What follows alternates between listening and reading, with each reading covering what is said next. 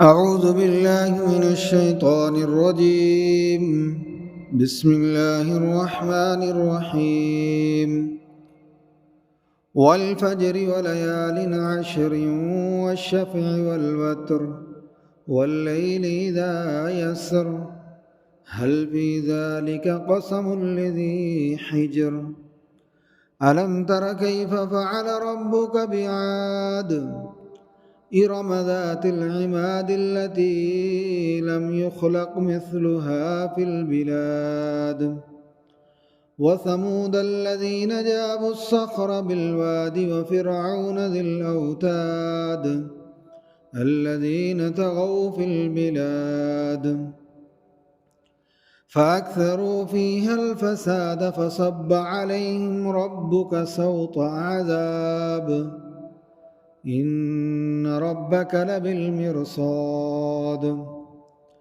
فأما الإنسان إذا ما ابتلاه ربه فأكرمه ونعمه فيقول ربي أكرمن وأما إذا ما ابتلاه فقدر عليه رزقه فيقول ربي أهانن كلا بل لا تكرمون اليتيم ولا تحاضون على طعام المسكين وتأكلون التراث أكلا لما وتحبون المال حبا جما كلا إذا دكت الأرض دكا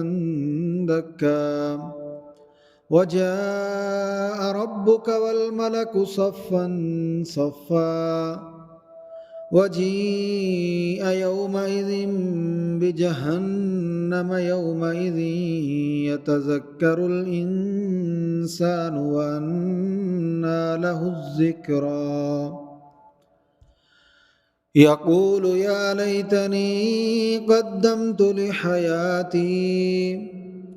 فيومئذ لا يعذب عذابه أحد ولا يوثق وثاقه أحد يا أيتها النفس المطمئنة ارجعي إلى ربك راضية مرضية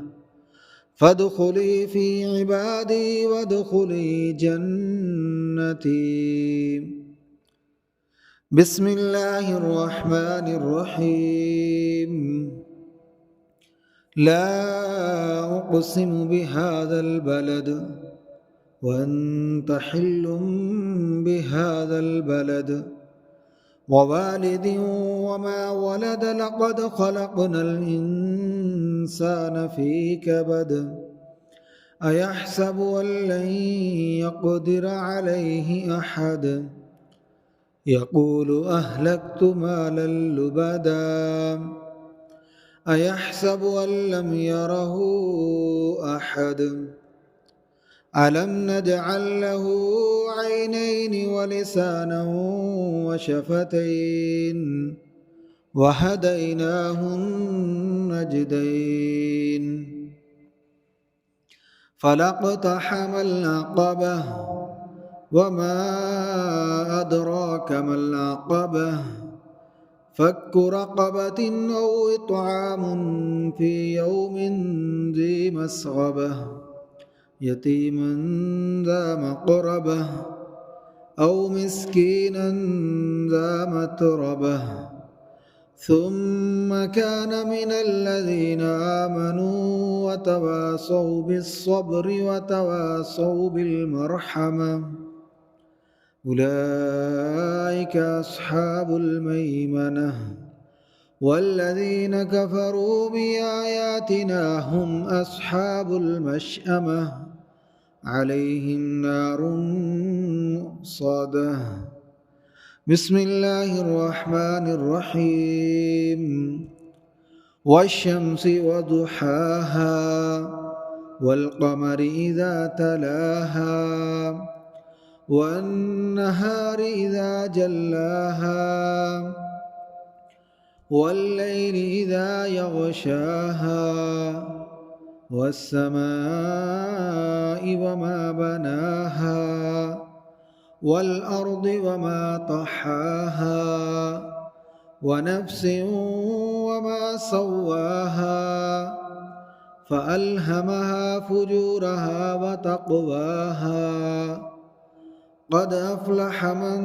زكاها وقد خاب من دساها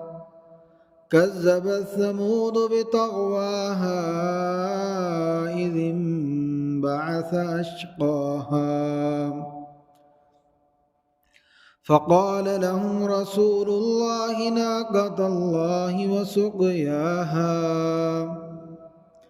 فكذبوه فعقروها فدمدم عليهم ربهم بذنبهم فسواها ولا يخاف عقباها.